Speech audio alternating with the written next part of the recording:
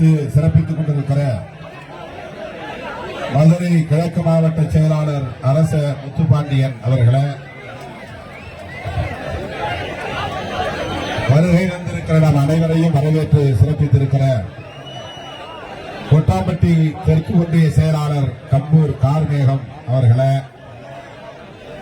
முன்னிலை வகித்து இந்நிகழ்வை சிறப்பித்துக் கொண்டிருக்கிற கட்சியின் மூத்த பொறுப்பாளர்கள் ஐயாவு, ஓடையன், முத்தமிழ் பாண்டியன், நல்லத்தம்பி, அமுதன், வெள்ளை தமிழன், பூமிராஜன், துரை, நடு கண்ணன், ராஜ்குமார், முனியாண்டி ஆகிய தோழர்களே,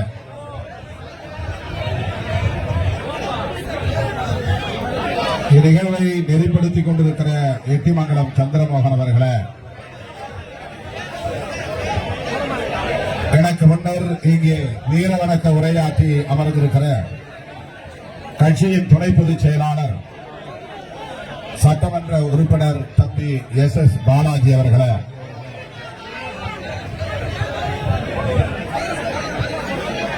கட்சியின் மதுரை மாவட்ட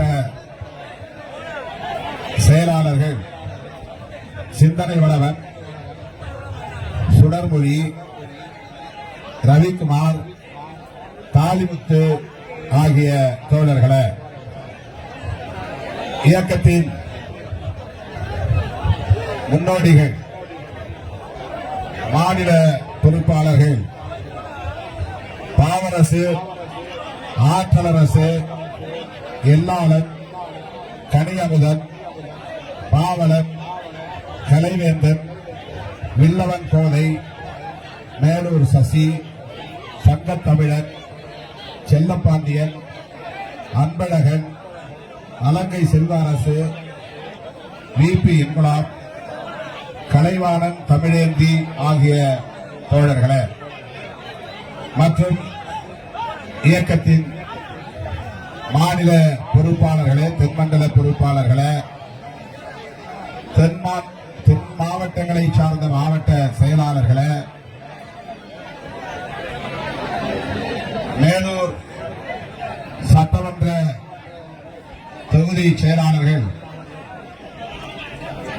மதுரை மாவட்டத்தை சார்ந்த சட்டமன்ற தொகுதி செயலாளர்கள் பார்வண்ணன், தென்கிழவன், பனையூர் சேகர், தமிழ்ச்செல்வன், மூக்கையா, எட்வின் செல்லையா ஆகிய தோழர்களே, தொகுதி துணை செயலாளர்களே, துணைநிலை அமைப்புகளின் மாவட்ட பொறுப்பாளர்களே, இளஞ்சிறுத்தைகள் உள்ளிட்ட இயக்கத்தின் துணைநிலை அமைப்புகளை சார்ந்த மாவட்ட, ஒன்றிய, நகர, பேரூர் பொறுப்பாளர்களே,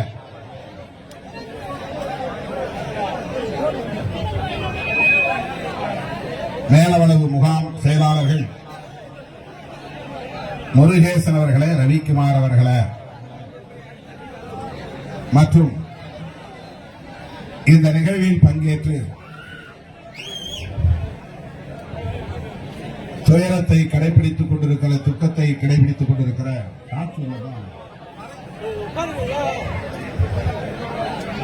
மாவீரன் முருகேசன் அவர்களின் அருமை துணைவியார் மணிமேகலை அவர்களே, ஓக்கன் அவர்களின் துணைவியார் பச்சையம்மாள் அவர்களே, பூபதி அவர்களின் தாயார் கட்டச்சி அம்மாள் அவர்களே, செல்லதுரை அவர்களின் மகள் மகேஸ்வரி அவர்களே, முருகேசன் அவர்களின் தம்பி ராஜா, ராஜாவின் மனைவி வசந்தி அவர்களே, சவுந்தரராஜன் அவர்களின் துணைவியார் சந்திரா அவர்களே, சேவகமூர்த்தி அவர்களின் மகள் காளியம்மாள் அவர்களே, மகள் காளியம்மாள், சென்னகரம்பட்டி அம்மாசி மகள் பாப்பா அவர்களே, வேலு மகன் குடியரசு அவர்களே, வணங்காமுடி சந்திரன் அவர்களின் தாயார் மீனாட்சி அம்மாள் அவர்களே, கந்தன் அவர்களின் சகோதரர் சுப்பையா அவர்களே, கத்தப்பட்டி மலைச்சாமி அவர்களின் தந்தை பால் அவர்களே, முடக்காத்தான் பாண்டியன் அவர்களின் தாயார் சோழி அவர்களே, தனியாமங்கலம் ஐயப்பன் மகள் நந்தினி அவர்களே, பழையூர்பட்டி கார்த்திக் அவர்களின் தாயார் பஞ்சு அவர்களே, கருங்காலக்குடி முத்துப்பாண்டி அவர்களின் தாயார் லட்சுமி அவர்களே, மற்றும் நமது இயக்கத்தின் முன்னோடிகளை ஆண்டுதோறும் நாம் அழைத்தாலும் அழைக்காவிட்டாலும் மேலவளவு வண்ணை தேடி மாவீரர்களின் நினைவிடத்திற்கு வந்து விடுதலை களத்திலே வீர வணக்கம் செலுத்திக் கொண்டிருக்கிற என் ஊரின் உயிரான விடுதலை சிறுத்தைகளை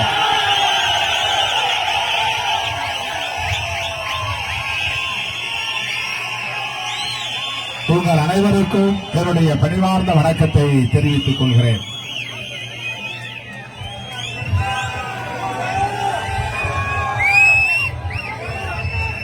கால் நூற்றாண்டை கடந்து அந்த மாவீரர்களை நாம் நினைந்து அவர்கள் சிந்திய ரத்தத்திற்கு, அவர்கள் செய்த ஈகத்திற்கு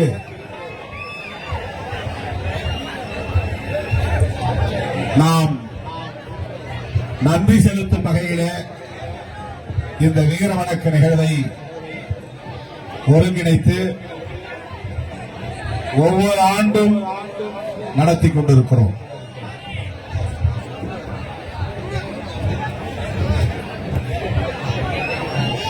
இந்த மாவீரர்கள்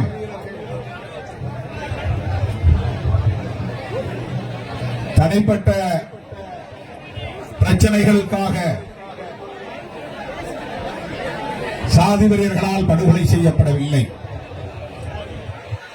நிலத்தகராறு அல்லது தனிப்பட்ட நபர்களுக்கு இடையிலான கொடுக்கல் வாங்கல் பிரச்சனை அல்லது அணுகுமுறைகளால் ஏற்பட்ட முரண்களால் உருவான மோதல் என்கிற அடிப்படையிலே மேலவளவு முருகேசனும் அவரோடு படுகொலை செய்யப்பட்ட தோழர்களும் தனிப்பட்ட பிரச்சனைகளுக்காக உயிரிழந்தவர்கள் அல்ல, அல்லது சமூக விரோத செயல்களில் ஈடுபட்டு ரவுடித்தனமான நடவடிக்கைகளில் ஈடுபட்டு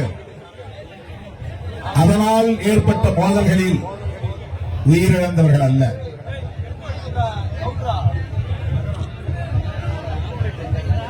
சமூக நீதிக்கான ஒரு அறப்போரை மேலவளவு மக்கள் முன்னெடுத்தார்கள்.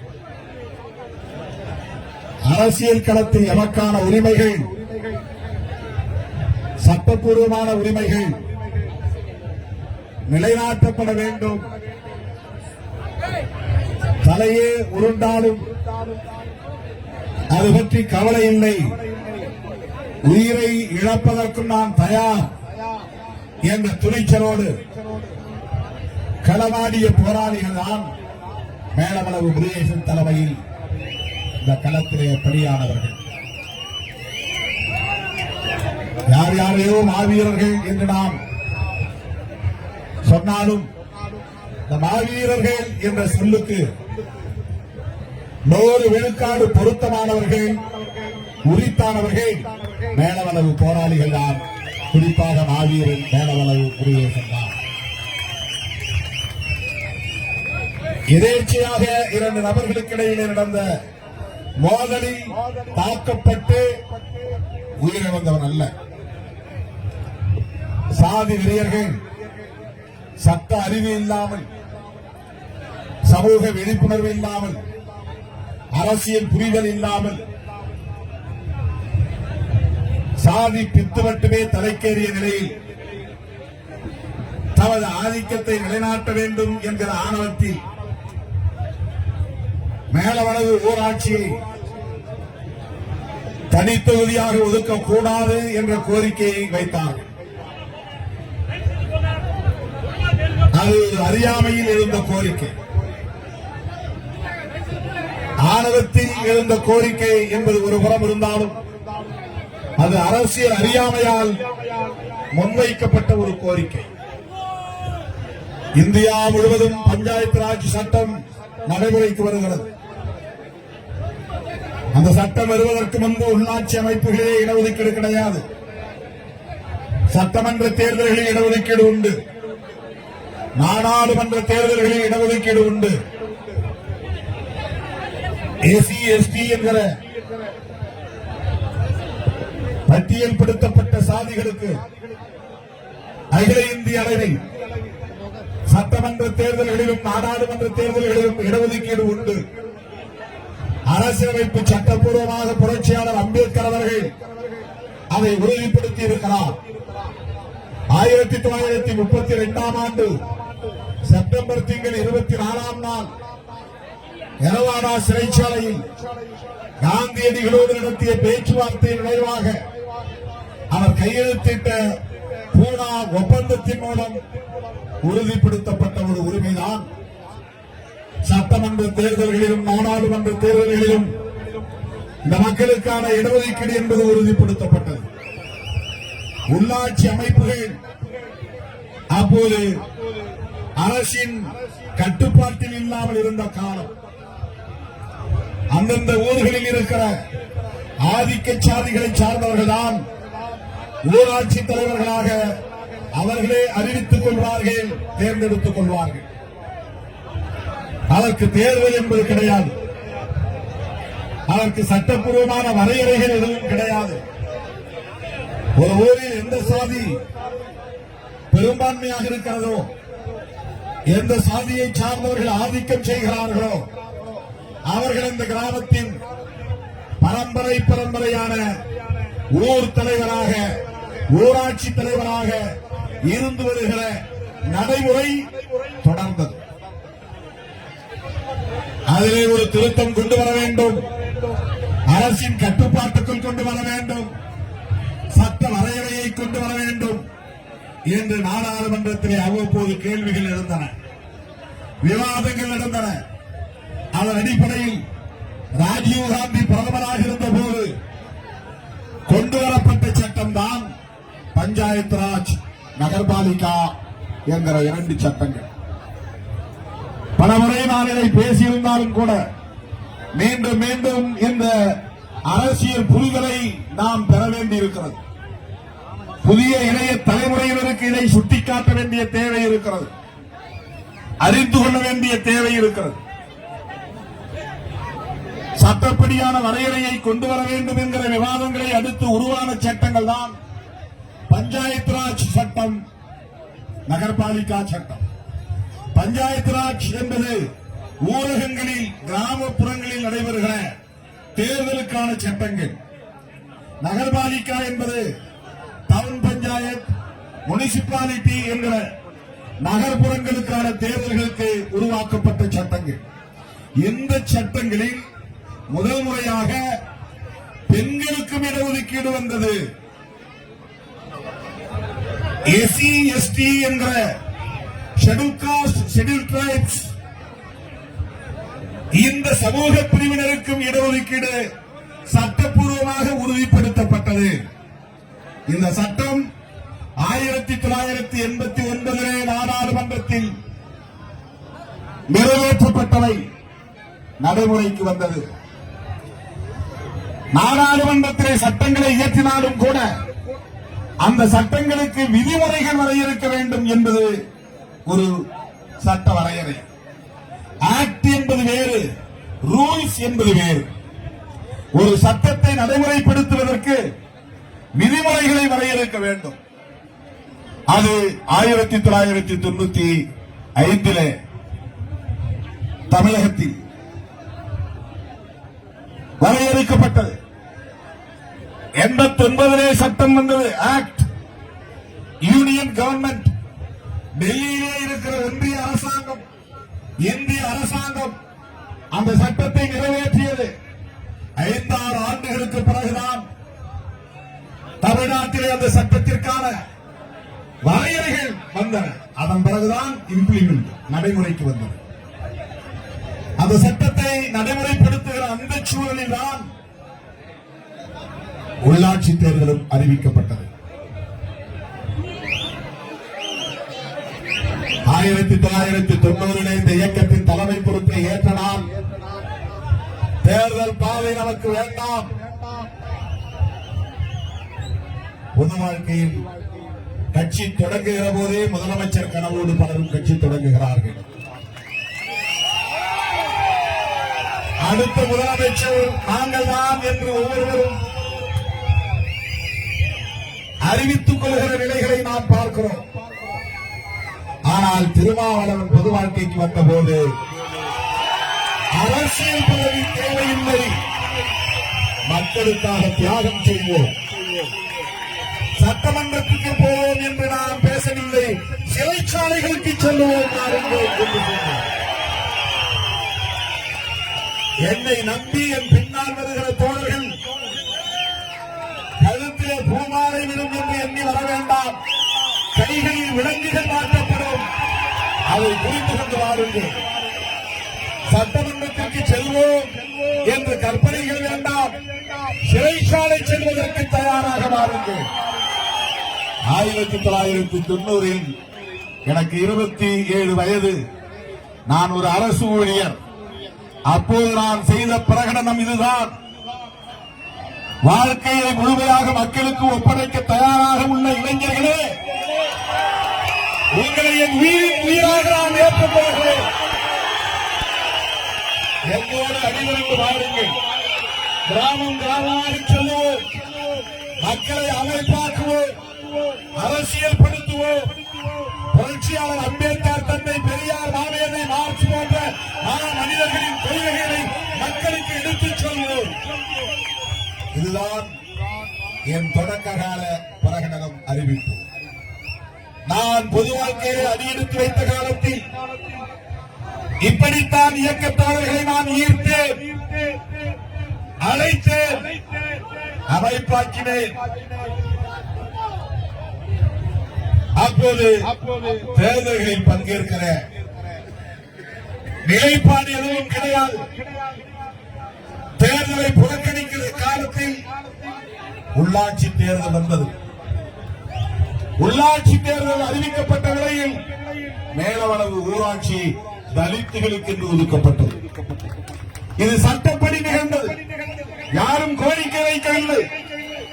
மேலவளவிலே வாழக்கூடிய இந்த எளிய மக்கள், தலித் மக்கள், எங்கள் ஊராட்சியை எங்களுக்கு ஒதுக்குங்கள் என்று கேட்கவில்லை. இந்த மாவட்டத்தில் அதிகப்படியான மக்கள் தொகை கொண்ட ஊராட்சிகள் எவை எவை என்று அடையாளம் காணுகிற போது இடஒதுக்கீட்டின் அடிப்படையிலே இத்தனை ஊராட்சிகளை இந்த மதுரை மாவட்டத்தில் தலித் தொகுதிகளாக அறிவிக்கப்பட வேண்டும் என்ற கட்டாயத்தின் அடிப்படையில் மதுரை மாவட்ட ஆட்சியர் தன்னுடைய அதிகார வரம்புக்கு உட்பட்டு எடுத்த முடிவு மேலவளவு ஊராட்சி தலித்துகளுக்கானது என்பது. இதுதான் அரசியல் அறிவு. இதை தெரிந்திருந்தால், இதை தெரிந்தவர்கள் அவர்களுக்கு தலைவர்களாக இருந்திருந்தால் அவர்களுக்கு எடுத்துச் சொல்லி இருப்பார்கள். பாவம், தலைவர்களுக்கு அந்த அரசியல் புரிதல் இல்லை. அதுதான் சிக்கல். அதுதான் சிக்கல். தமிழ்நாட்டிலே 30 மாவட்டங்கள், அன்றைக்கு 28 மாவட்டங்கள் தான், இன்றைக்கு 32 மாவட்டங்கள். அந்த மாவட்டங்களில் எல்லா மாவட்டங்களிலும் தனித்தொகுதிகள் ஏற்கப்பட்டு விட்டன. எங்கேயும் எதிர்ப்பு இல்லை. மதுரை மாவட்டத்தில் மட்டும்தான் பாப்பாப்பட்டி, கீரிப்பட்டி, கொட்டக்காட்சியந்தல், பருவக்குடி மற்றும் மேலவளம், இந்த 5 ஊராட்சிகளில் மட்டும் தலித்துகள் விண்ணப்பம் செய்யக்கூடாது என்று சாதி வெறியர்கள் எதிர்ப்பு தெரிவித்தார்கள்.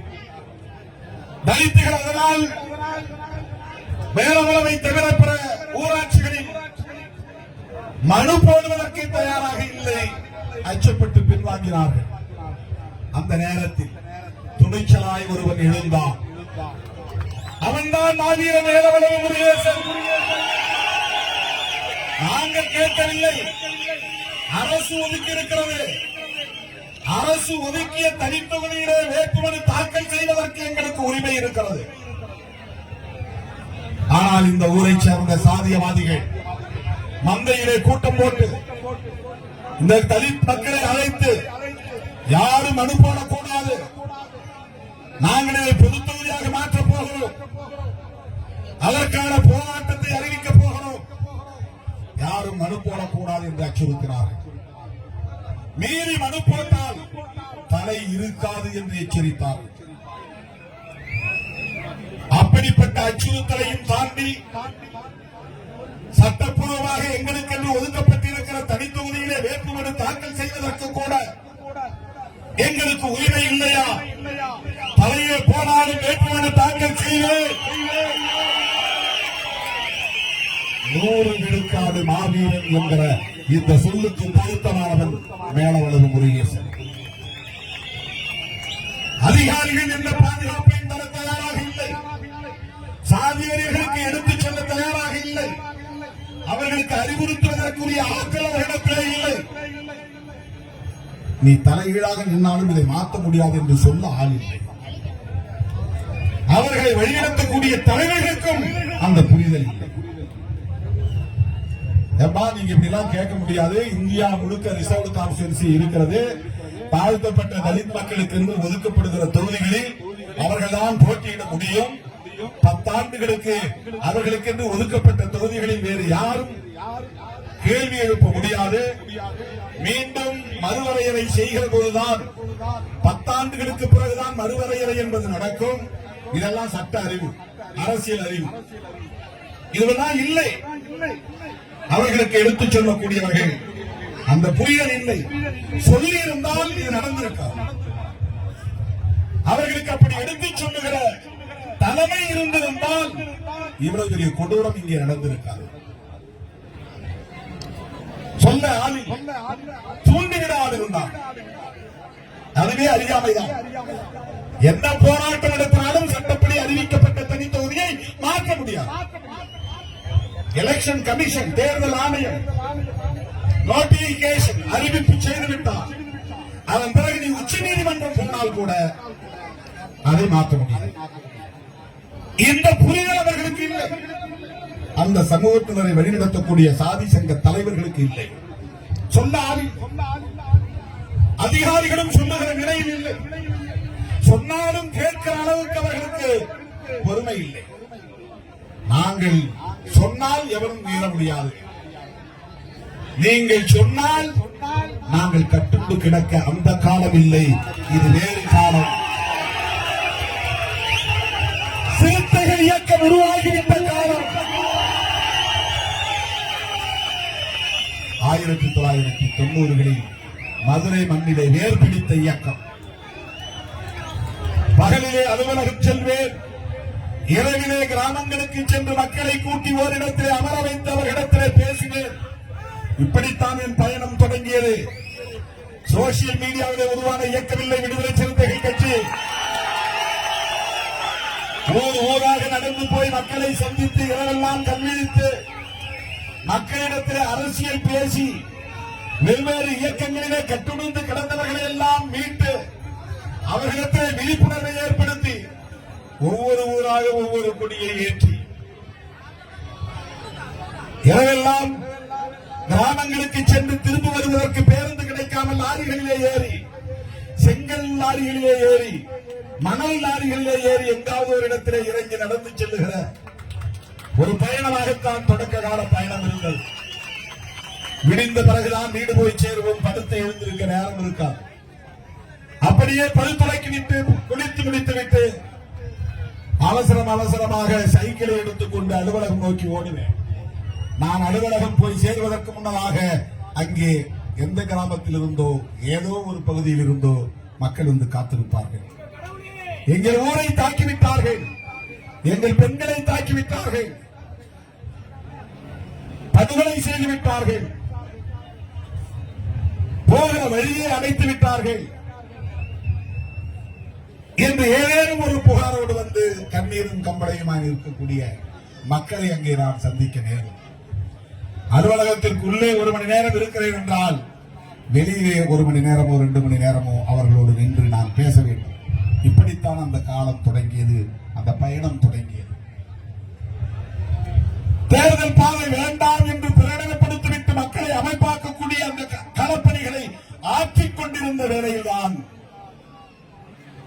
ஒரு செயற்குழு கூட்டத்திலே தம்பி ஆற்றல் அரசு அன்றைய சக்திவேல் உள்ளிட்ட தோழர்கள் வந்து இந்த பிரச்சனையை சொன்னார்கள்.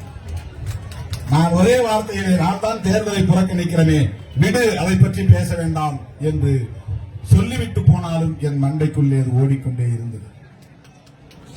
அதன் பிறகுதான் என்னுடைய தமக்கை வசிக்கும் திருமாந்துறை கிராமத்திலே ஒரு செயற்குழு கூட்டத்தை கூட்டி இது பற்றி விவாதித்தோம். உள்ளாட்சி அமைப்புகளிலே இடஒதுக்கீடு என்பது நடைமுறைக்கு வந்திருக்கிறது. மேல வளவிலே இப்படி ஒரு நெருக்கடி இருக்கிறது. பல்வேறு பகுதிகளிலே சிக்கல் இருக்கிறது. அப்போது வேட்புமனுவை தாக்கல் செய்யவில்லை. செய்யாத போது அதன் பிறகுதான் முருகேசனை அழைத்து வருகிறார்கள். பல்லாகுளத்திலே நான் தங்கியிருந்த 10க்கு 10 அறையிலே வந்து என்னை சந்தித்தார். ராஜானுபாகுவான தோற்றம் கொண்ட ஆவீரன் முருகேசன். அவரிடத்தை நான் கேட்டேன், உனக்கு அச்சம் இல்லையா? ஏன் வீம்புக்கு வேட்புமனு தாக்கல் செய்ய துடிக்கிறாய் கேட்டேன். அட விடுங்க, நான் உயிர் போன போட்டோம், வேட்புமனு தாக்கல் பண்ணுங்க. அந்த தம்பி சொன்ன வார்த்தை இன்றைக்கு பசுமையாக நினைவிருக்கிறது. அப்படி என்றால் என்ன கோரிக்கை? உங்கள் கட்சியை சார்ந்த அவர் சொன்ன வார்த்தை. அப்போது அவர் திமுகவில் இருந்தார். விடுதலை சிறுத்தைகள் இயக்கத்தை சார்ந்த கம்பாப்பட்டி வையங்கருப்பர் என்பவர் வேட்புமனு தாக்கல் செய்கிறார், அவர்கிட்ட சொல்லுங்க. கைலம்பட்டியை சார்ந்த தோழர்களும் கம்பாப்பட்டியை சார்ந்த தோழர்களும் வேட்புமனு தாக்கல் செய்ய விரும்புகிறார்கள். நாம எல்லாரும் சேர்ந்து ஒரு ஆளா நின்னாதான் நல்லது. உங்க கட்சியிலிருந்து யாரும் போட்டியிட வேண்டாம். விடுதலை சிறுத்தைகள் தேர்தல் பாதையில் உடன்பாடு கொண்ட இயக்கம் இல்லை. அப்படி இருந்தால் அவர்களை நான் தடுத்து விடுகிறேன். உங்களுக்கு ஒன்றும் பிரச்சனை இல்லை என்றால் நில்லுங்கள், இல்லை என்றால் வீண் வம்பு வேண்டாம் என்று அறிவுறுத்தினேன். நான் மோடு முட்டியாக இருந்திருந்தால், மதுரையில மோடு முட்டினா முட்டா பயன் இருக்கும், அப்படியா? அதை விடக்கூடாது, நீ போய் நில்லு பாத்துக்கிற அப்படின்னு தான் சொல்லியிருப்பேன். ஆனால் அன்றைக்கே எனக்கு ஒரு பொறுப்புணர்வு இருந்தது. மோடு முட்டித்தனமாக எந்த விஷயத்தையும் அணுகக்கூடாது. அங்கே சாதி வெறியர்கள் எச்சரிக்கை விடுக்கிறார்கள் என்றால் உன் பாதுகாப்பு முக்கியம் என்று சொன்னவன் திருமாவளவன். உன் பாதுகாப்பு முக்கியம். ஒரு முறைக்கு 2 முறை யோசித்து முடிவெடு. அவசரப்பட வேண்டாம், வீண் வம்பு வேண்டாம். உள்ளபடியே தம்பிகள் இருக்கிறார்கள். அப்படித்தான் அவருக்கு நான் அறிவுரை சொன்னேன். வீட்டுக்கு திரும்பிவிட்டு மறுபடியும் வந்துதான், இல்லை நான் இருக்கிறேன், என்ன ஆனாலும் நான் இருக்கிறேன். அந்த வீரம் தான் இன்றைக்கு என் கண்களில் அப்படியே பசுமையாக பதிவாகி இருக்கிறது. தெரிந்தே களத்தில் இறங்கினான். அவன்தான் மாவீரன். எதேச்சே நடந்ததில்லை. எசகி பிசகா போய் மாட்டிக்கல. Sudden provocation நடந்ததில்லை. பேசிக்கிட்டு இருக்கிறோம், தகராறு வருது, திடீர்னு ஒருத்தன் ரவுடி பை அட்டாக் பண்றான், அதனால ஒருத்தன் சுருண்டு விழுந்து சாகிறான். அப்படி அல்ல. தூங்கிக்கிட்டு இருக்கும் போது சில பேர் எண்ணிக்கைக்காக வந்து கழுத்தறுத்து கொலை பண்ணிவிட்டு ஓடுவார்கள். அப்படி பலியான தோழர் அல்ல. எதிரிகள், சாதி வெறியர்கள் எச்சரிக்கை விடுக்கிறார்கள், கெடு விதிக்கிறார்கள், மீறினால் கொலை செய்வோம் என்கிறார்கள், தலையை அறுப்போம் என்கிறார்கள்.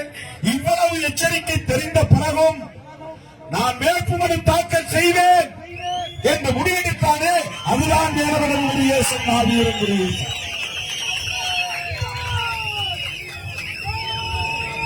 நெருக்கடிகள் சூழ்ந்த போதும் கொள்கை நெறிப்படியே வாழ்தல் வீரம்.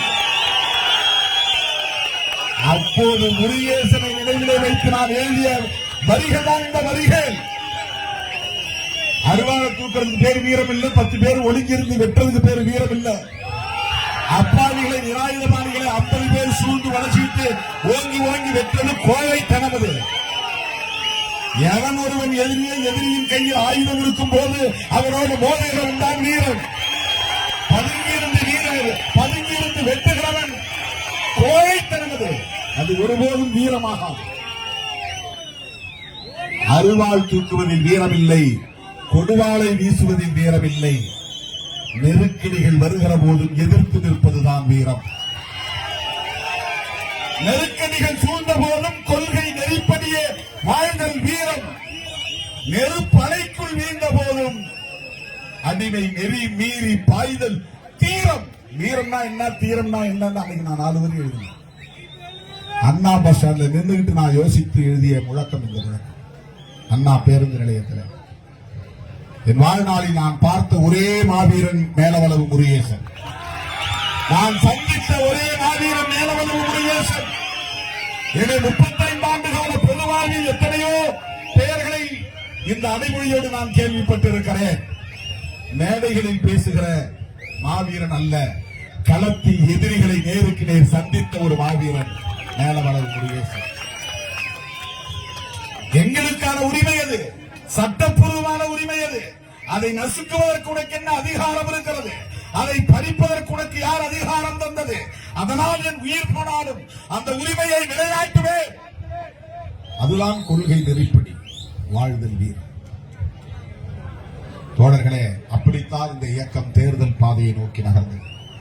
மேலவளவு முருகேசனுக்கு எப்படி துணை நிற்பது, இதை எப்படி எதிர்கொள்வது, இதை எப்படி அணுகுவது என்கிற கேள்விக்கு விடை தேடிய போதுதான் நாம் வெறும் அரட்டுத்தனமாக தேர்தல் புறக்கணிப்பை ஒரு உத்தியாக கையாளக்கூடாது. மக்களின் உணர்வுகளை புரிந்து கொண்டு மக்களின் தேவைகளில் இருந்துதான் நாம் முடிவுகளை எடுக்க வேண்டும். இப்ப கூட மது ஒழிப்பு மாநாடு அறிவித்திருக்கிறேன். இது வரட்டுத்தனமான கோரிக்கை அல்ல, மக்களின் கோரிக்கை. அரசியல்வாதிகள் எல்லாம் கள்ளச்சாராயத்தை ஒழியுங்கள் என்கிறார்கள். கள்ளக்குறிச்சியிலே பாதிக்கப்பட்ட மக்கள் எல்லாம் அரசு மதுபான கடைகளை மூடுங்கள் என்கிறார்கள். அதுதான் மக்கள் கோரிக்கை. அதனால்தான் விடுதலை சிறுத்தைகள் மதுவிலக்கை சொல்கிறது. மக்களை படித்தோம், மக்களுடைய கோரிக்கைகள் என்ன, அதிலிருந்துதான் முடிவெடுக்கிறோம். நான் மக்களை சந்திப்பதற்கு முன்னால், வெகு மக்களை சந்திப்பதற்கு முன்னால் தேர்தல் புறக்கணிப்பை ஒரு உத்தியாக அறிவிப்பு செய்தேன். மக்களை களத்தில் சந்தித்த பின்னால் தேர்தல் புறக்கணிப்பு என்பது ஒரு உத்தி, சரியான உத்தியாக இருக்க முடியாது. இந்த தேர்தலில் நாமும் பங்கேற்க வேண்டும், மக்களை வழிநடத்த வேண்டும். நாம் தான் மாற்று என்று மக்களுக்கு சொல்ல வேண்டும் என்கிற அறிவை பெற்றேன், பாடத்தை கற்றேன். அதிலிருந்து எடுத்த முடிவுதான் விடுதலை சிறுத்தைகள் கட்சி தேர்தல் பாதைக்கு திரும்பியது. தோழர்களே, முருகேசன் விண்ணப்பம் செய்துவிட்டார். அதன் பிறகு நடந்த கதைகள் நிறைய. அதையெல்லாம் பல முறை உங்களிடத்தில் நான் சொல்லி இருக்கிறேன். எட்டிமங்கலம் சந்திரமோகன் தான் முதலில் இந்த தகவலை எனக்கு சொல்லுகிறார். என்னால் இதை ஏற்க முடியவில்லை. உடம்பெல்லாம் மின்சாரம் பாய்ந்ததை போன்ற ஒரு அதிர்ச்சி. இது உண்மையாக இருக்கக்கூடாதே என்ற ஒரு ஏக்கம். தெரிந்து சொல், உண்மையை தெரிந்து சொல் என்று திரும்ப திரும்ப சொல்லுகிறேன். அவர் 10-15 பேருக்கு மேலே படுகொலையாகிவிட்டார்கள் என்று சொன்னார். மதுரை எனக்கு பெரிய அளவிலே பழக்கமான ஒரு மாவட்டமும் இல்லை. ஒரு அரசு ஊழியராக வந்து ஓரளவுக்கு மேலூர் வட்டாரத்திலே மட்டும்தான் எனக்கு பழக்கம். மதுரை மாவட்டத்தில் மேலூர் வட்டாரம் மட்டும்தான் அப்போது எனக்கு பழக்கம் புழக்கம். மதுரை மாவட்டம் முழுக்க நான் சுற்றுப்பயணம் செய்யக்கூடிய வாய்ப்பும் அப்போது இல்லை. கிளைகள் எல்லாம் மதுரை மாவட்டம் முழுவதும் உருவாக்கப்படாத காலம் அது.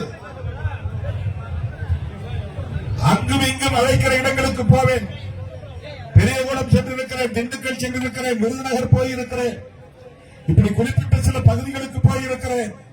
ஆனால் மேலூர் வட்டாரத்தில் பல கிராமங்களுக்கு நடந்தே போயிருக்கிறேன். கரியாமங்கலம், ஆற்றுக்குளம், அங்கெல்லாம் நடந்தே போய் நிகழ்ச்சிகளில் பங்கேற்று இருக்கிறேன். இங்கே வல்லாளப்பட்டி வரையில் இந்த பகுதி முழுக்க நடந்தே போயிருக்கிறேன். கொடிகளை ஏற்றிருக்கிறேன். அப்படிப்பட்ட நேரத்தில் யாரோடு எப்படி இணைந்து இதை எதிர்கொள்வது என்று தெரியாத ஒரு திக்கு தெரியாத நிலையிலே நான் இருந்தேன். ஆனாலும் என்னோடு வந்த தோழர்களை மட்டும் நான் கையில் வைத்துக் கொண்டு துணிந்து அந்த கொடுமையை எதிர்த்து போராடுவதற்கு களம் அமைத்தேன். முதலில் இந்த தோழர்களுக்கு வீரவணக்கம் செலுத்துவதற்காக நான் மதுரையிலிருந்து புறப்பட்டு வந்தேன். தம்பி பாலாஜி சொன்னான், இதை எப்படி திருமாவளவன் கையாண்டார் என்பதுதான் முக்கியம். இதெல்லாம் நீங்கள் புரிந்து கொள்ள வேண்டும். உங்களை வழிநடத்தக்கூடியவன் சூழல்களை எப்படி கையாளக்கூடிய வலிமை பெற்றவனாக இருக்கிறான் என்பது உங்களுக்கு புரிய வேண்டும். அன்றைக்கு நான் ஒரு சராசரி நபராக இருந்திருந்தான், ஒரு ரவுடியாக இருந்திருந்தான், என்னை பல பேர் ஆத்திரமூட்டினார்கள். விடக்கூடாது, பதிலுக்கு பதில் செய்ய வேண்டும், யாரையாவது செய்ய வேண்டும். இதுதான் ரவுடிகளின் வேலை. செஞ்சவனை செய்வது என்பது வேறு.